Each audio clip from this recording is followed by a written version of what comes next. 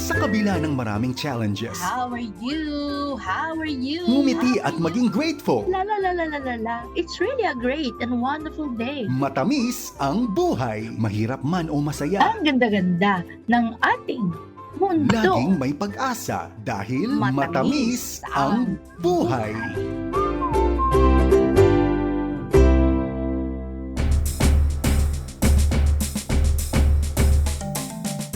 Good morning, good morning, good morning, good morning, good morning. How are you? How are you? How are you? Gandang umaga po sa inyong lahat. Matamis ang ating pong pagbati at maganda ang ating pong pagbati sa iyo, best friend, ng good morning dahil ikaw ay mabango, kasing bango ng bulaklak sa likod ko at sa gilid ko. Di ba? Great, fantastic morning po at maraming salamat sa Panginoon. Mabuti at maayos ka sa araw na ito.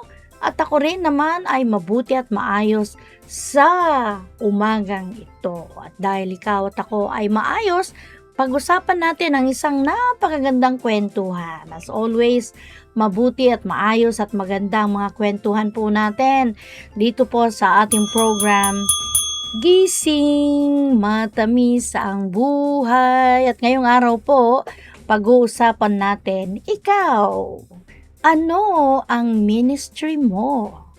Natanong mo na ba yung sarili mo dyan, best friend? Meron ka bang ministry? Ano ba yung ministry mo na yan? Ikaw ba'y naniniwala na dapat ang bawat anak ng Diyos ay may ministry? Ayan. At may lugar ba ang ministry mo sa buhay mo, best friend? Kasi kung minsan, ang isip po natin, ang ministry pang pastor lang. Pero actually, hindi po. Hindi lang po pang pastor ang ministry. So, unang tanong, ano ba yung ministry? Ano yung ministry? Tapos, pangalawang tanong, ano ang iba't ibang mga klase ng mga ministry na pwede po nating samahan o pwede nating gawin para sa Panginoon at para sa simbahan? Ano ba, pwede bang yung profession mo ay pwede mo ring gawing ministry? Kung ikaw ay piloto, paano mong gagamitin ang pagiging piloto na bilang isang ministry na mayroon ka, best friend? Paano mo malalaman kung pang anong ministry ka ba sa simbahan? Siyempre po, ngayong araw, pag-uusapan din natin, ano ba yung iba't ibang mga ministries na pwede po nating salihan sa atin pong church? Yan. At palagay mo, ano ang pinakamahalagang ministry sa balat ng lupa? Great, fantastic morning po. Ako po ang inyong best friend, Lily Garcia po. Araw-araw, kumakatok sa puso mo at sa oras na ito, ako ay masaya na bumabati sa iyo ng good morning.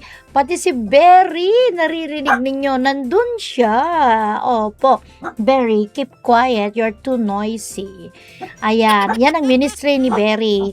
Lagi pong pumapasok dito sa studio kapag naririnig niya at nararamdaman niya na ako'y nagsasalita na. Lily Garcia po ang kasama ninyo sa oras na ito at salamat sa Panginoon, ikaw ay hindi tumatahol katulad ni Berry.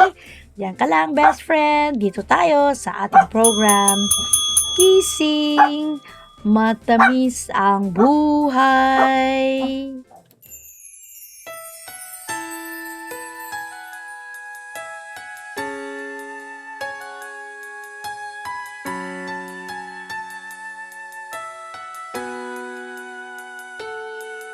We come here together as a family.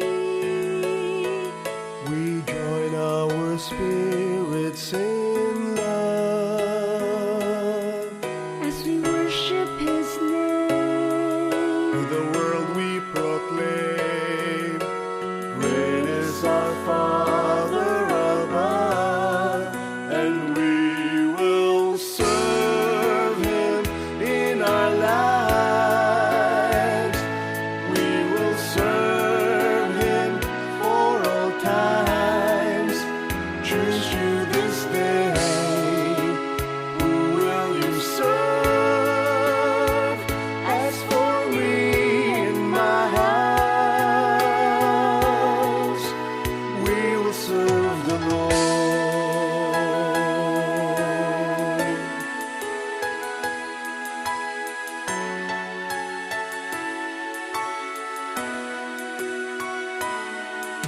We stand here together as a family, as we just to do His command. That we build up each one till the works are all done. What Jesus already began, and we will serve Him in our lives. We will serve Him for all times. Choose you this day. Who will you serve?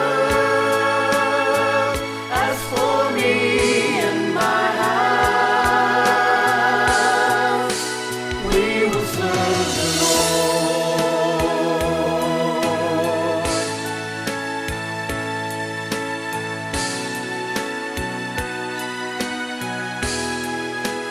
Choose you this day. Who will you serve? As for me and my house, As for me and my house, we will serve the Lord.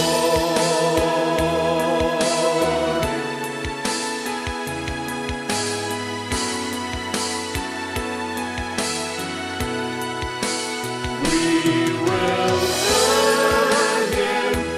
We will serve Him. As for me and my house, we will serve Him. We will serve Him. We will serve Him. As for me and my house, we will serve the Lord.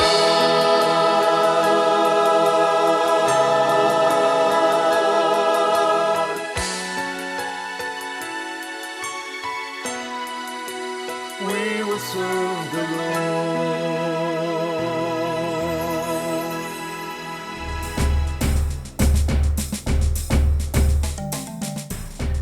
Tuloy tayo sa ating pong program, Gising, Matamis ang Buhay. Naku, binuhat ko na si Berry para hindi maingay. Sorry po, maingay po si Berry, pero mabango si Berry. Ah?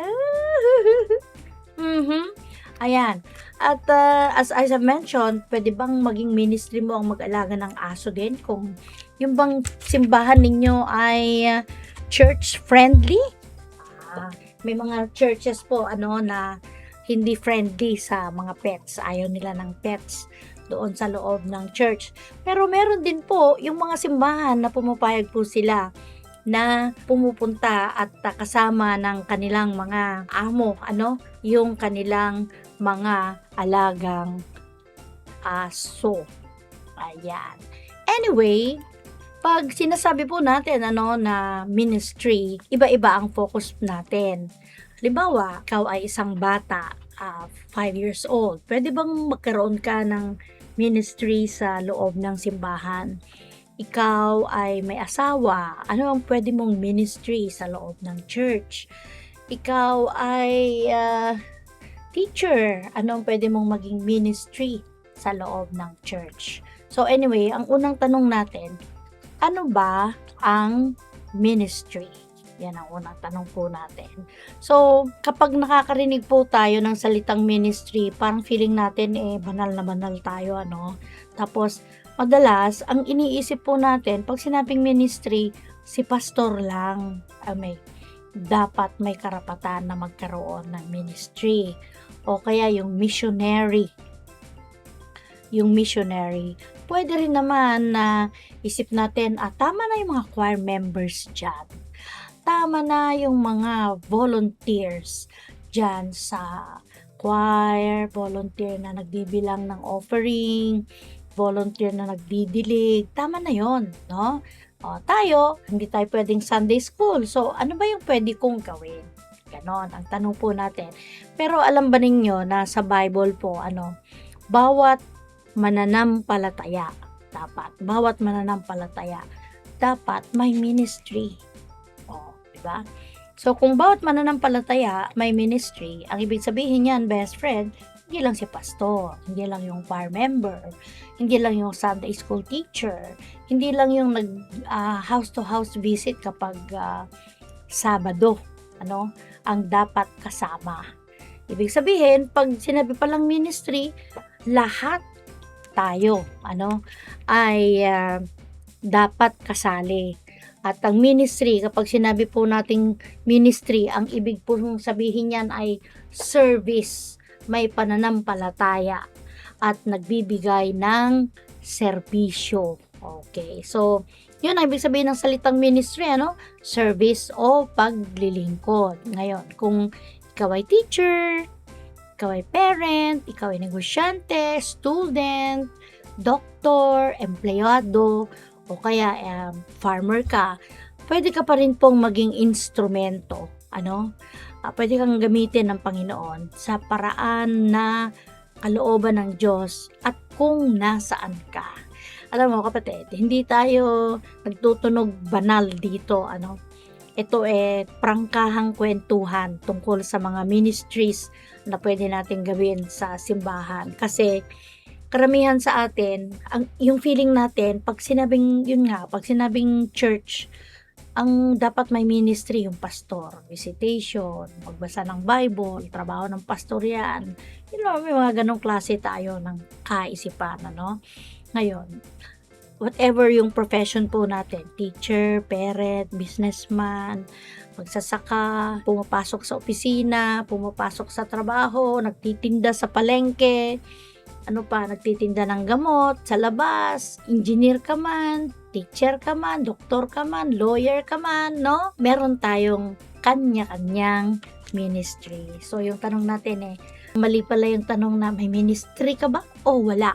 Hindi pala ganun, Ang tanong daw natutuklasan mo ba ito? Kung ano yung ministry mo? Ayun. Sabi po sa 1 Peter chapter 4 verse 10, ang bawat isa ay maglingkod sa iba ayon sa kaloob na tinanggap niya. As every man hath received the gift, even so minister the same one to another. So, iba-iba yung ministry po natin, pero iisa ang Panginoon po natin. At babalikan natin ang mga kwentuhan na yan dito sa ating program, Kising, Matamis ang Buhay. Welcome and listening to a radio station where the mighty hosts of heaven sing. Turn your radio on. Turn your radio.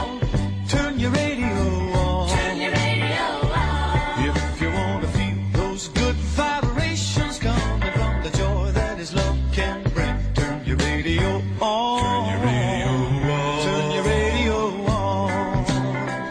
Turn your radio on.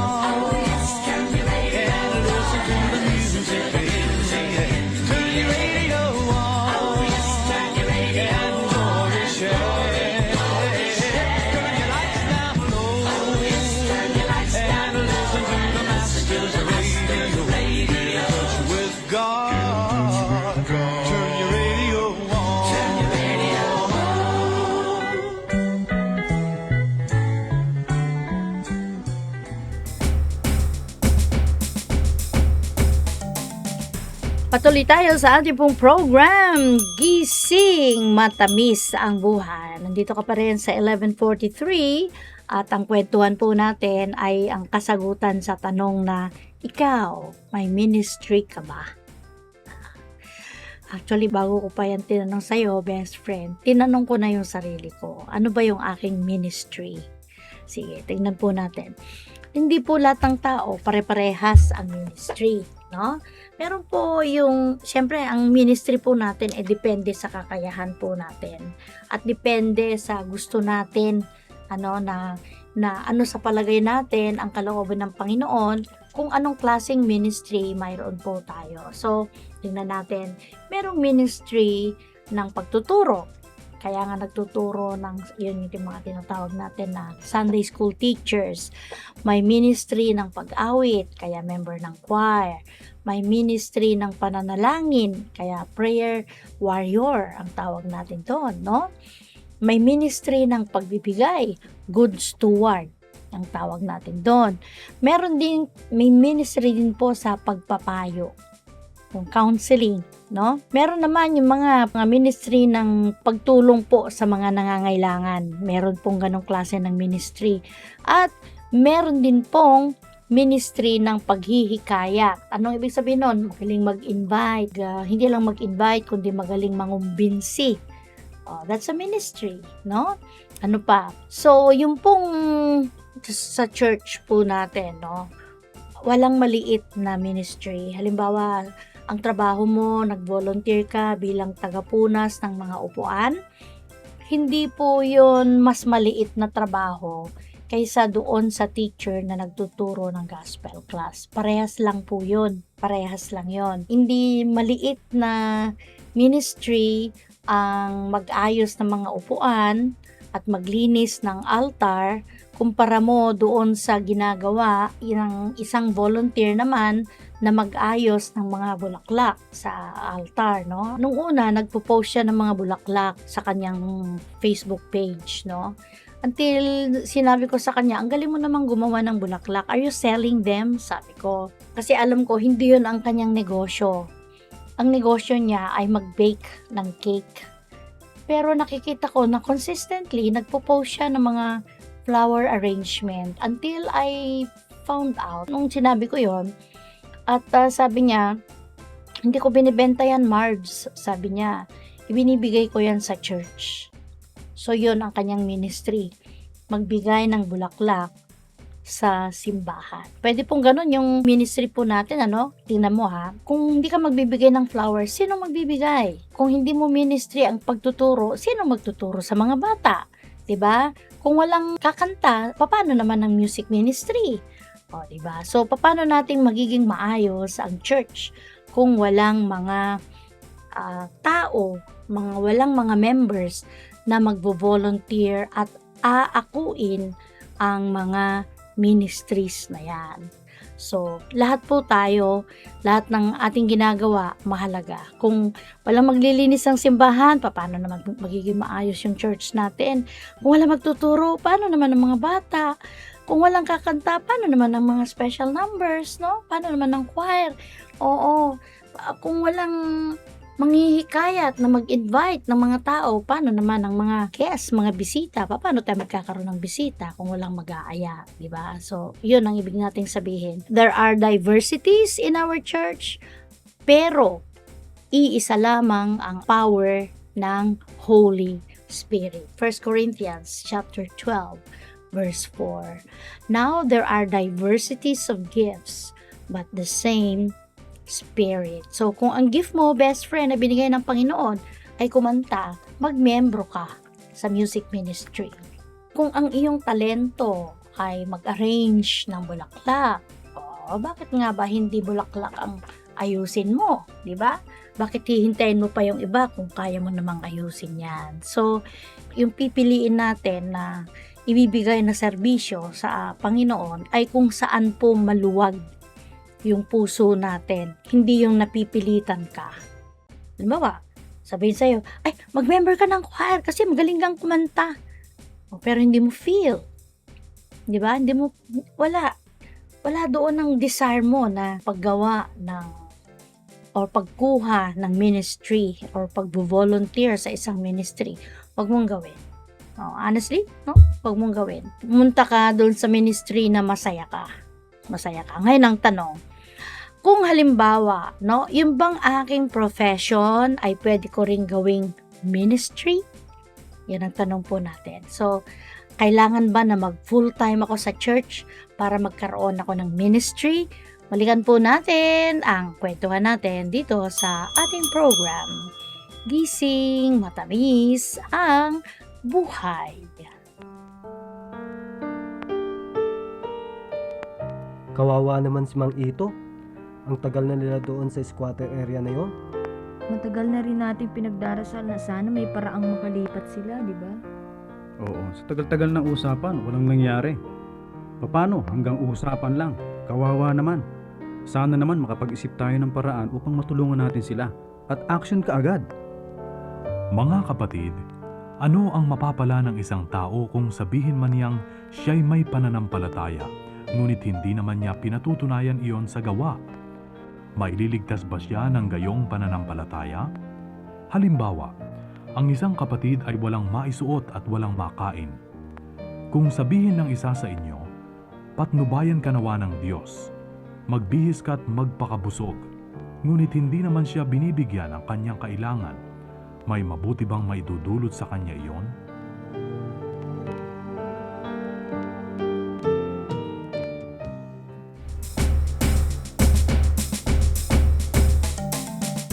Tuloy tayo sa ating pong program, Gising Matamis ang Buhay. Best friend Lily Garcia pa rin ang inyong pong kasama at pinag-uusapan pa rin natin.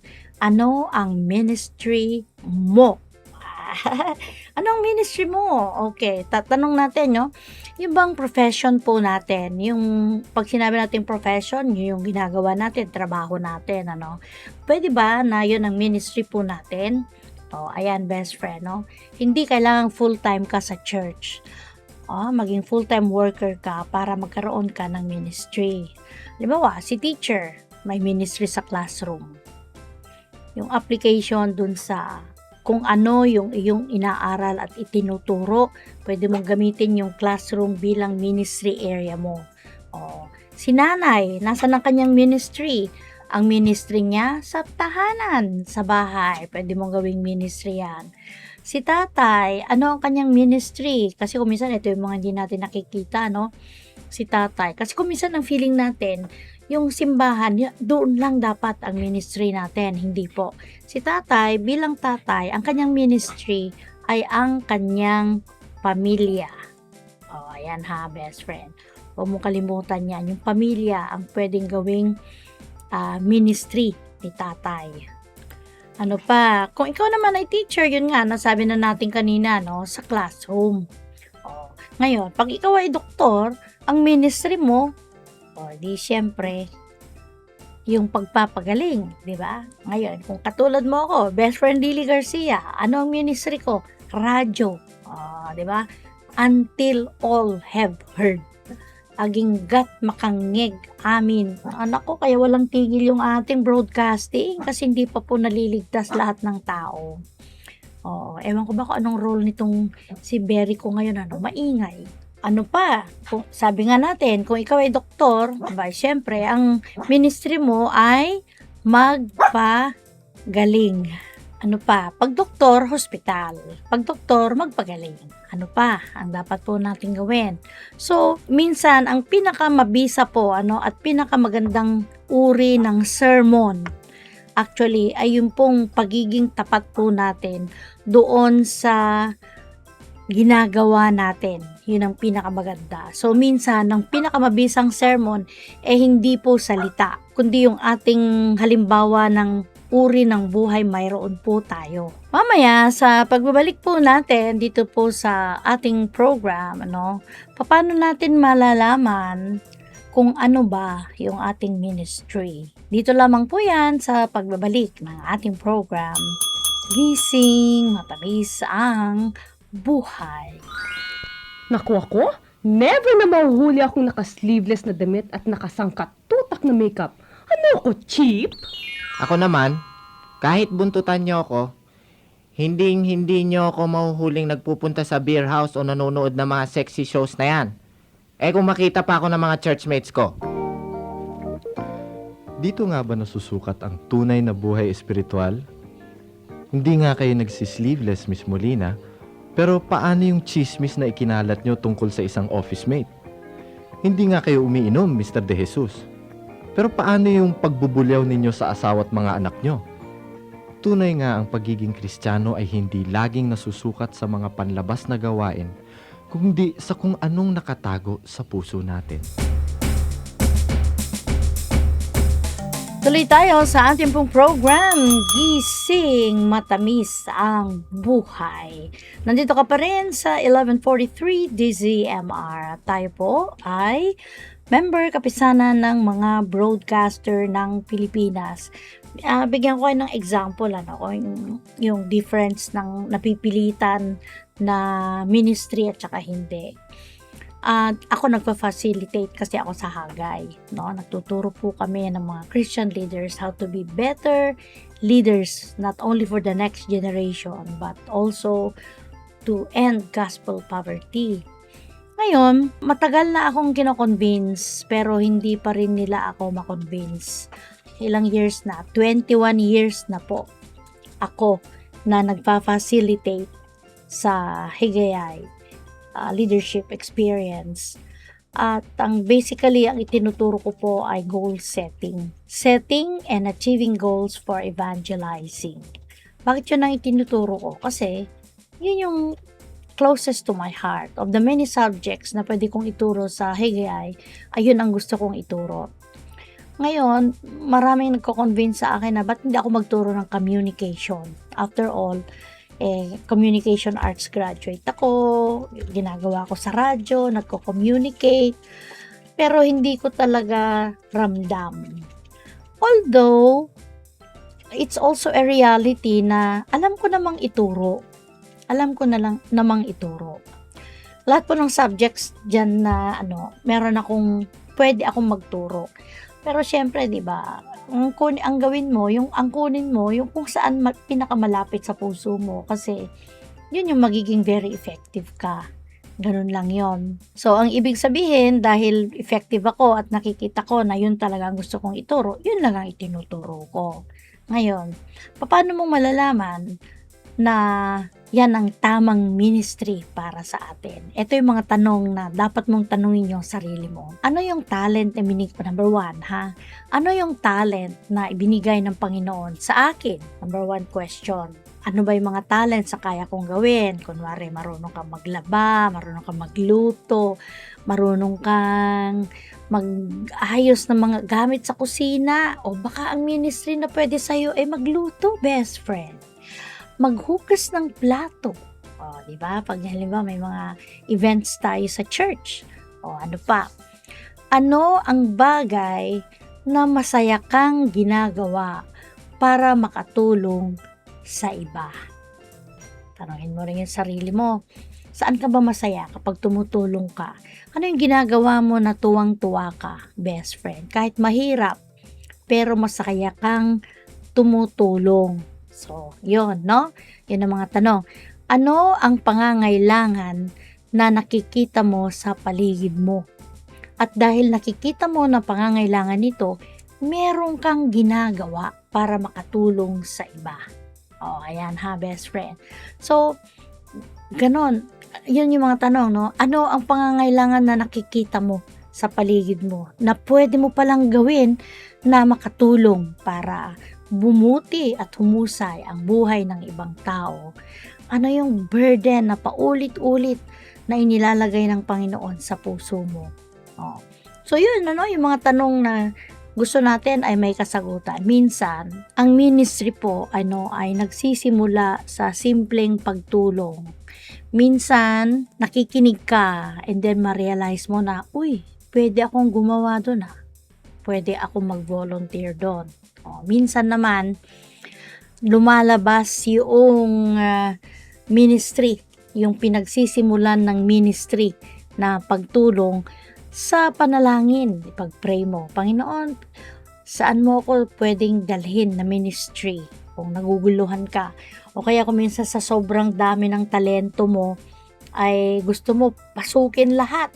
O baka naman hindi advisable na gano'n, Baka talagang dapat isa lang ang papasukin mo. So, minsan, pag naguguluhan ka, prayer ang katapat niyan, best friend. At huwag na nating hintayin pa na maging sikat ka bago ka maglingkod. O, yun lang, best friend. So, gamitin mo kung ano man yung mayroon ka. Yun ang importante. Ang importante, muna, meron kang bukas na puso na gustong tumulong. Yun po ang importante.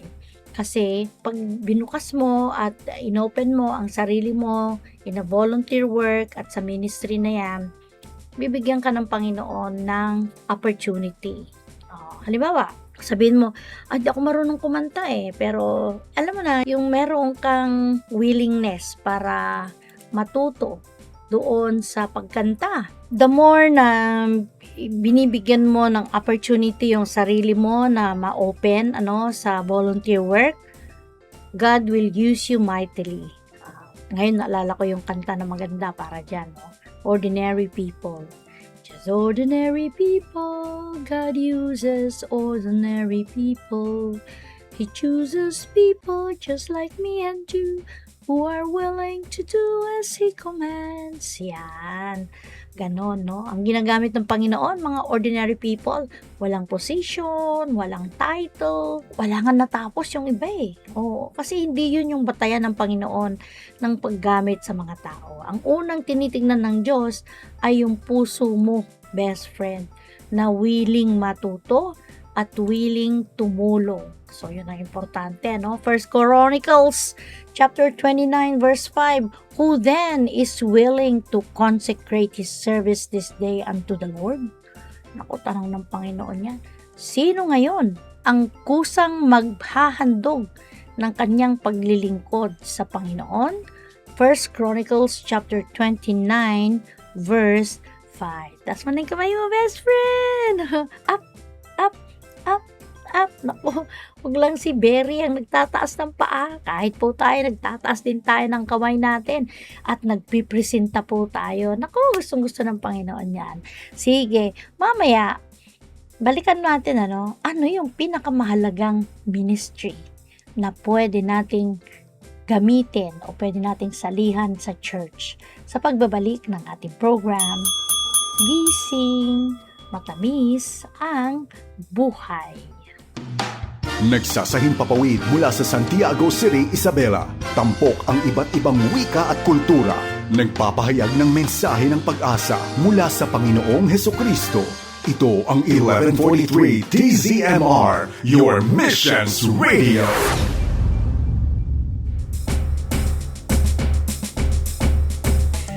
Tuloy tayo sa ating pong program, Gising Matamis ang Buhay. Best friend Lily Garcia pa rin, ang inyo pong kasama.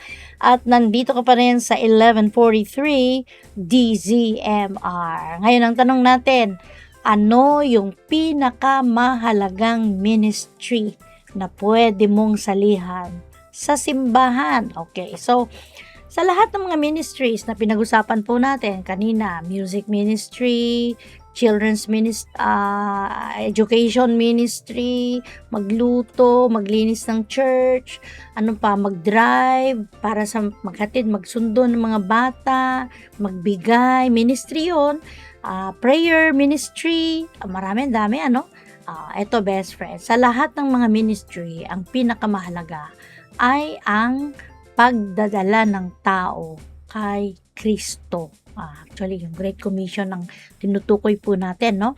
Yan yung tinatawag na Great Commission. Okay. Yan ay makikita po natin sa Matthew chapter 28. Ayan, Matthew chapter 28 verses 19 and 20. Ayan, go ye therefore and teach all nations, baptizing them in the name of the Father and of the Son and of the Holy Ghost, teaching them to observe all things whatsoever I have commanded you, and lo, I am with you always, even unto the end of the world. So yan po yung Great Commission na tinatawag po natin. Yan po ang pinakamahalagang ministry na pwede po natin gawin sa buhay po natin bilang mga anak ng Diyos, no? Go ye therefore and teach all nations. Kaya swak yung mga nagsa-Sunday school. Teach all nations. Pwede naman na yung all nations doon mga anak mo. Kaya swak pa rin yung ministry mo bilang isang nanay, bilang isang tatay. No? Sa Pilipinas po, mahigit 115 million po ang tao natin. At marami pa rin po ang hindi nakakarinig sa Ebanghelyo. Marami pa rin ang hindi nakakilala kay Kristo. Marami pa rin po ang hindi malinaw sa kanila ang mensahe ng kaligtasan. So, okay lang na paulit-ulit po nating sabihin yan. Tama yung battle cry ng FEBC, until all have heard. Hanggat lahat ay makarinig. Ayan po, best friend. So, bilang mga anak ng Diyos, may bahagi po tayong ginagampanan. So, what is my role? No, ang role ko, abutin ka sa pamamagitan ng radyo. So, ako ay isang radio missionary. Yung iba naman ay misyonaryo, Pilipino siya, misyonaryo siya, pupunta siya sa ibang bansa. Missionary to Nepal, missionary to Cambodia, missionary to Vietnam, Malaysia, Indonesia, yung mga ganon, no? Mga missionaries. At yun ang kanilang role. Maganda pa rin yung kanilang ministry kasi go ye therefore and teach all nations. At pagkatapos ng teach, yung great command sa atin, baptizing them in the name of the Father and of the Son and of the Holy Ghost. So, maring hindi tayo misyonaryo para sa ibang bansa, best friend. Pero, pwede po tayong maging missionary sa bahay natin, sa ating mga anak. Pwede tayong maging missionary sa opisina na kung saan tayo po ay nagtatrabaho. Pwede tayong maging missionary sa community na kung saan tayo ay nakatira. At pwede rin po tayong maging missionary sa social media. Gamitin natin ang platform ng social media upang ipaabot sa ibang tao ang ebanghelyo ng ating Panginoon. Importante po yun, ano? So, ibig sabihin, huwag nating kakalimutan na yung pong ministry of go ye therefore and teach all nations ay hindi lang po pang pastor, yung instruction na yan.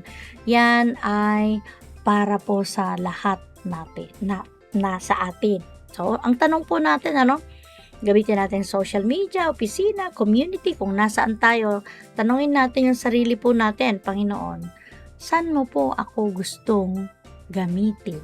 Lord, saan ba ako dapat? Kung naguguluhan ka sa sobrang dami ng talento mo, sa sobrang dami ng iyong ginagawa, sa sobrang dami ng concerns mo, hindi ka makafocus, so saan ka ba mabuti at saan ka ba magaling? At doon ka gagamitin ng Panginoon. Ang importante ay maging very open ka doon sa possibility na pwede kang gamitin ng Panginoon. Kasi ang Panginoon naman hindi po siya gagamit ng dirty vessel. Sabi sa Bible yan, hindi gagamit ang Panginoon ng maduming sisidlan. So, ibig sabihin, ikaw magpapagamit sa Panginoon sa mga ministries, aayusin muna ng Panginoon yung puso mo. Ayusin niya muna. So, ang tanong muna sa sarili mo, Panginoon, saan mo po ako gustong gamitin? Yan ang tanong, best friend. Sabi sa Mark chapter 16, verse 15, go ye into all the world and preach the gospel to every creature. Humayo kayo sa buong sanlibutan at ipangaral ang ebanghelyo sa bawat nilalang. Kaya gamitin natin yung opportunity, best friend. Last month, nag-attend ako ng meeting ng Kawayan Ministers Association at marami kaming mga napag-usapan, yung mga paraan kung paano magturo sa mga bata, yung opportunity na makausap ang mga bata sa loob ng classroom, etc. Actually, na-emphasize ay yung kahalagahan ng mga batang ito. At the end of the day, dapat ang malaman nila ay kung sino si Kristo sa buhay nila at magkaroon sila ng affirm at confirm na relasyon sa ating Panginoong Hesus. Kasi at the end of the day, pagharap po natin sa Panginoon, hindi naman tatanungin ng Panginoon sa atin, ilan ang lupa mo, magkano ang pera mo sa bangko, kumusta naman ang mga alahas na naitago mo, kumusta naman mga friends mo, kumusta ang bahay mo, malaki ba ang bahay mo o hindi? Hindi yun mga tanong ng Panginoon Simple lang ang tanong ng Diyos sasabihin niya sa atin, ano ang ginawa mo para sa akin? At yung ginawa na yan, isa lang yan, best friend. Ito na yung Great Commission na sinasabi natin. Yung Great Command, go ye therefore and teach all nations, baptizing them in the name of the Father and of the Son and of the Holy Ghost. Kaya ang tanong natin, Panginoon, paano mo ako gagamitin Lord, saan mo po ako gustong gamitin? Yan ang tanong po natin. Well, I hope na yung pong 30 minutes, 40 minutes na pag-uusap po natin ay nagkaroon ka ng magandang conviction, nagkaroon ka ng magandang realization, at ngayon ay alam mo na kung saang ministry ka magprepresenta. Yan. Makakarinig tayo ng mga kwento na, Doktor? Driver ni Pastor? Diba? Ganun tayong kwento, ano? Ano? May-ari ng negosyo? Tagalinis ng church? Diba may mga ganun, no? Tagawalis ng church? Tagapunas ng mga upuan? Nakaka-relax sayang gawin yun, no? I know some people na they like to gusto nila na sila ay maghugas ng plato after a day's work, o kaya naman ay sa sobrang stress yung pagtrabaho nila, no? Gusto nila, nagiging outlet nila yung paghuhugas ng kaldero, paghuhugas ng plato. Ayan, best friend. Ikaw ba yun? Ikaw ba yun? Doktor, pero gusto maghugas ng plato kasi nakaka-relax daw yun. Hindi ka kailangan mag-isip, hindi mo kailangan kung ano pa yung gagawin mo. Hugas ka lang ng hugas, ganon. So, marami mga gustong gawin yun, ano? Ikaw, best friend, paano mo pinagpipray na gamitin ka ng Panginoon sa iba't ibang mga ministries? So, I hope na nagustuhan mo yung kwentuhan natin, ha? At nagkaroon ka ng resolve na, ay, ito pala yung magandang ministry ko. Ayan, best friend. Lapitan mo na si Pastor, ano? Text mo na siya ngayon. At sa paano na maganda, halimbawa sa mga elderlies natin, sa mga matatandang mga members ng church natin. Ito yung ini-encourage ko sa kanila. Magandang ministry ang prayer. Pag grupo-grupo kayo, lalo na yung mga hirap ng mag-soul winning na lumabas para mag-soul win, ano? Ang gawin po ninyo, gawin yung ministry ang prayer. Prayer ministry. Gumawa ka ng notebook mo, kayang-kaya natin gawin yun, ano? Yung merong notebook, tapos isusulat mo yung mga prayer request mo, etc. Maganda yon. Para nang sa ganon, ay gawin natin na mas powerful yung ating pong ministry. And I believe, no, na ang prayer ministry is one of the best after the Great Commission. Best friend. Kasi ang prayer, 'di ba? Prayer that can move mountains, kunana. 'Di ba? So very powerful ang prayer natin kasi kung righteous po tayo, nagiging very powerful ang atin pong panalangin at sinasagot siya ng Panginoon in many different ways, at sinasagot ng Panginoon miraculously yung pong ating mga kahilingan sa Kanya. Well, I hope na nagustuhan mo yung kwentuhan natin, ha, best friend? Ayan, nandito ka sa ating program, Gising Matamis ang Buhay.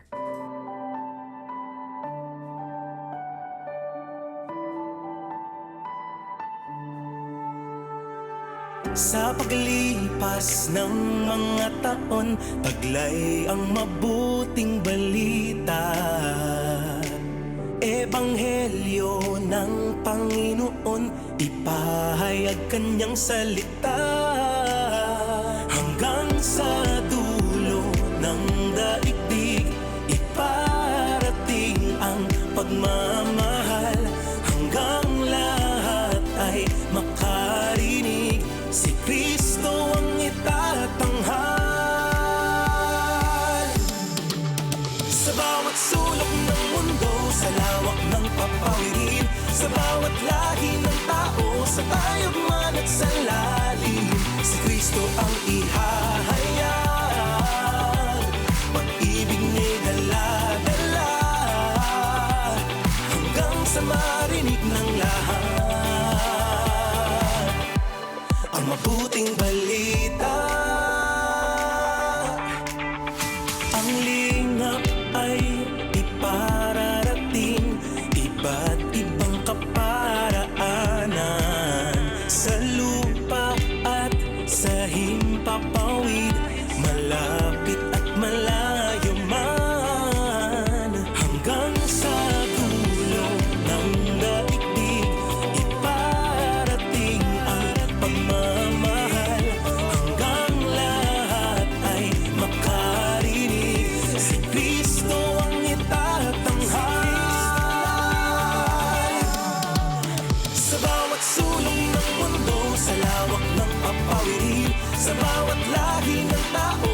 tayog man at sa lalim, si Kristo ang ihahayag. Pag-ibig niya'y dala-dala hanggang sa marinig ng lahat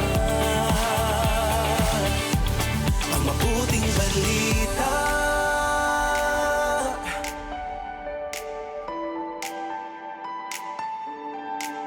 Until all have heard His story, until all have seen His glory, to each corner of the world will proclaim His living word. Until all have heard His story, until all have seen His glory, to each corner of the world will proclaim His living word. Proclaim His living word. To each corner of the world, far beyond what eyes can see, to all peoples of the earth, through the land, the sky, the sea, Jesus we will proclaim. His steadfast love we will share, till all have heard, till all have good news. Sa bawat sulok ng mundo, sa lawak ng papain, sa bawat lahi ng tao, sa tayog man at sa lalim, si Kristo ang ihahayag. Pag-ibig niya'y dala-dala hanggang sa marinig ng lahat. Sa bawat sulok ng mundo, sa lawak ng papawirin, sa bawat lahi ng tao, sa tayog man at sa ilalim, si Kristo ang ihahayag. Pag-ibig niya'y dala-dala hanggang sa marinig ng lahat ang mabuting balita.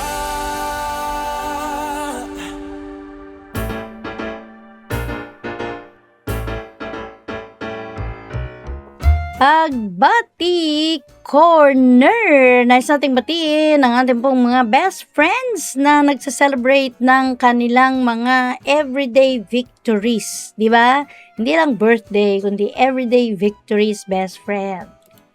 Ngayong araw, gusto nating batiin ng good morning, best friend Cecil Laho, Crispin Aspa, Julia Patunasan. Magandang umaga po sa inyong lahat. Maraming salamat sa pakikinig ninyo sa 1143 DZMR. Ayan. Thank you so much sa inyo pong pakikinig.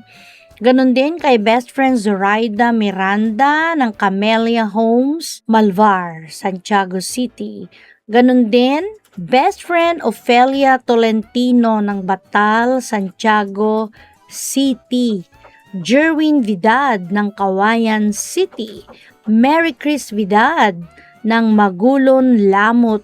Shine Duldulao, Dominador ng Magsaysay, Difun, Quirino. Gemma Escobal ng Magsaysay, Difun, Quirino. Ganon din si Cristina Rivera at Hilario Rabanal ng Magsaysay, Difun, Quirino. Gandang umaga po sa inyong lahat. Kumusta kayo? We hope and pray that you are always listening fine and you're doing good. Ano man ang inyong ginagawa. Kung mayroon po kayong mga gustong pag-usapan natin dito sa ating program, mag-text lang po kayo ha. Ang number natin, 0917-564-8388. Ayan. So, pwede natin pag-usapan yan at pwede tayong gumawa ng mga research para mapagkwentuhan natin yung mga topics na yan. Huwag mo kalimutan, best friend, mag-text ka ha. At kung hindi kayo nakakapag-text, pwede naman po kayong mag-like and follow dun po sa page ng 1143 DZMR sa Facebook. Ako rin po, may page, no? Teacher Lily Garcia. Yan. Follow po. Hindi ko na kayo ma-add eh. Kaya like, follow po tayo, ha?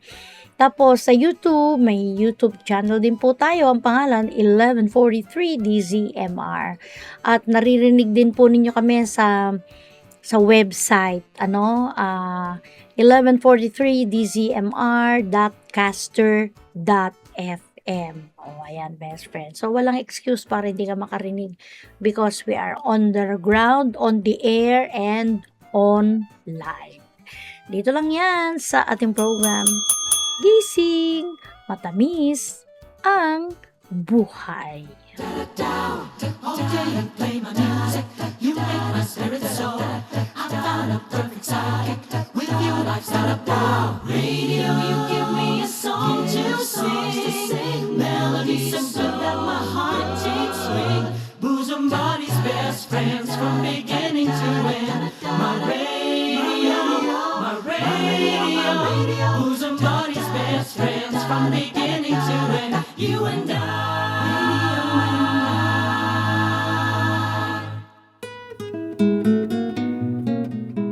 Pabound verse para sa lahat natin pong mga best friends, ano?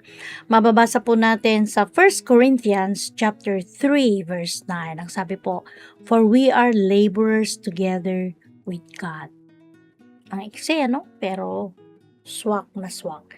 Sapagkat tayo ay mga kawang gawa ng Diyos. Kumisan, naghahanap tayo ng trabaho. Ako, ang daming trabaho sa ministry ng Panginoon. Oo, ang dami. Ang kailangan lang ready po tayo, ano? Kasi depende rin sa satisfaction ng puso po natin yan, ano? Kumisan, wag nating isipin na yung level ng gusto natin ay yung may sweldo na trabaho. Kumisan, may mga trabaho po na hindi kailangan magsweldo pero masaya kang ginagawa mo yan, di ba? Because we are laborers together with God. Galing, no? Opo, sapagkat tayo ay mga kawang gawa ng Diyos. So, bawat Kristiyano po, dapat may ministry. So, anong ministry mo, best friend? At yung ministry na yan, pag pinag-pray mo, bibigay sa'yo ng Panginoon yung kaliwanagan kung saan ka dapat, no? Sa iyong ministry. Ang ministry ay hindi lamang po nasa simbahan, kundi pati ang mga pwede natin gawin sa bahay, sa trabaho, sa school, sa community, pwede pong yan ang ating ministry. Ano pa? Kailangan din po na makita natin na ang pinakamahalagang ministry sa lahat ay ang mag-imbita, mag-akay, no? Mag-alay ng tao kay Kristo. Hindi yung para ipako rin, ano? Yung mag-aya na mag-invite. At ang mga taong yan na in-invite natin, gusto natin ma-share ng gospel at makakilala kay Kristo na si Kristo lang ang kanilang Diyos at tagapagligtas. Kaya alam mo, best friend, ngayong araw po, maglaan tayo ng ilang minutes, no? Para po tanungin natin ng Panginoon, Lord, ano ba ang gusto mong ministry na pwede kong gawin para sa inyo? Kung naguguluhan ka, best friend, hindi masamang isama mo sa prayer mo yan, ano?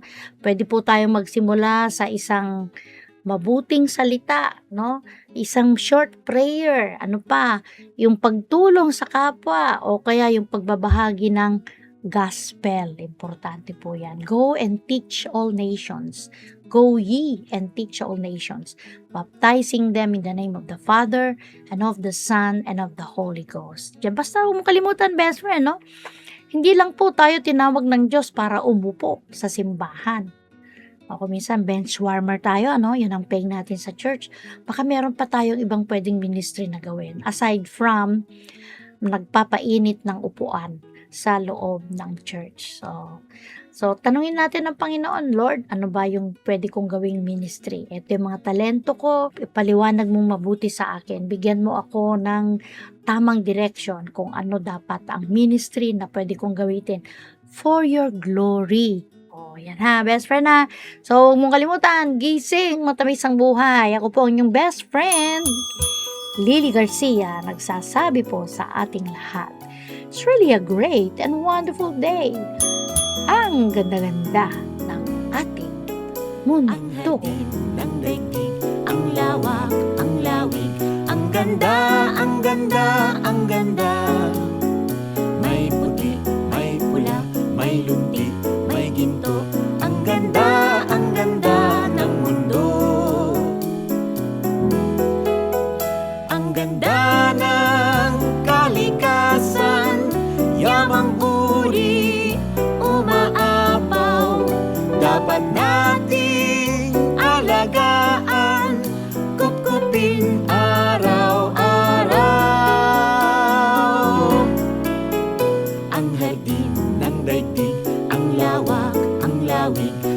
handa